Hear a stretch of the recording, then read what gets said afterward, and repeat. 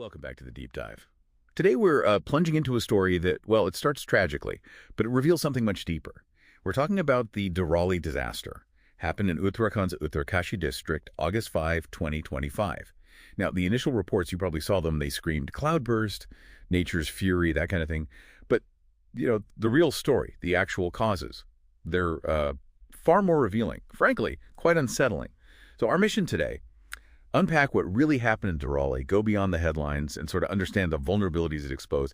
It's a complex region. And what's really key here, for understanding Dharali is how fast the science started to challenge that cloudburst idea. That was the immediate assumption, sure, but the meteorological data, totally different story. We're looking at really minimal rainfall. Hersil had just 6.5 millimeters. 6.5, that's tiny. Exactly. Batwari, 11 millimeter. The highest anywhere in Uttarakhand was only 27 millimeter. Figures like that, they're nowhere near enough for a cloudburst that could cause that kind of devastation. Wow. Okay, so the data just completely flips the script on the initial theory. If it wasn't a cloudburst, then what on earth did cause that level of destruction? And maybe why do you think cloudburst was the instant explanation? Is that common, like a rush to find a simple cause? That's a really important point. Often, the immediate visual impact, it leads to a quick, maybe simpler explanation, even if it turns out to be wrong. Scientific validation takes time, but the media cycle, the public need for answers, that's immediate. In Dharali, the evidence actually points to something far more powerful, a high-energy flash flood. We're thinking it was likely triggered by maybe a glacial collapse or possibly a GLOF, that's a glacial lake outburst flood. A GLOF, right? Heard of those? Or potentially a huge collapse of unstable glacial sediments, just vast amounts of material suddenly letting go. Think about the scale. An estimated 360 million cubic meters of debris. Million, wow. Yeah. To try and picture that, it's like 140,000 Olympic swimming pools worth of rock, ice, and water hitting the village, over 1.4 lakh pools. Good grief. That's just a staggering volume. It completely changes how you think about what happened there. So it sounds like this wasn't purely a natural event then. You mentioned climate change earlier, but also unsustainable human activities.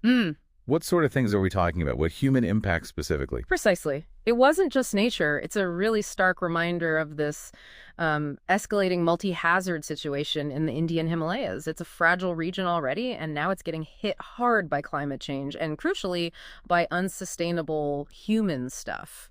And when we say that, we mean concrete things like unchecked infrastructure development, lots of road building, sometimes right through unstable slopes, or these massive hydropower projects that can really mess with natural drainage and, destabilize the ground. Right, changing the whole landscape. Exactly. These actions, they significantly amplify the risks. They can turn a natural hazard into a full-blown catastrophe. So understanding this deeper multi-layered trigger, it's absolutely vital, not just for response, but ideally for prevention.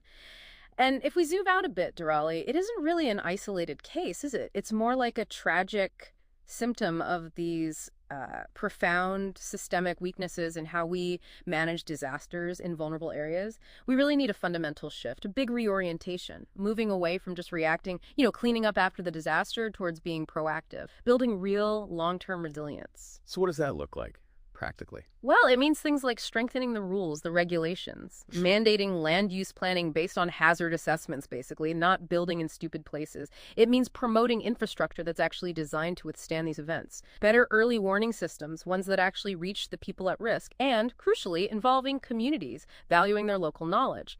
Plus, prioritizing nature-based solutions like restoration to help the landscape defend itself. Okay, so thinking about all this, what does this deep dive mean for you listening right now? For how we approach development in these incredibly fragile places. The sources we looked at, they bring up a pretty tough question, really, that goes way beyond Dharali. Is generating revenue, is that everything? Especially when weighed against long-term safety, ecological stability. And maybe the biggest question, how can we actually combine the best of our cutting-edge science with that invaluable, often overlooked traditional wisdom from local communities? How do we weave those together to build a truly resilient future in regions like this? Definitely something to keep thinking about.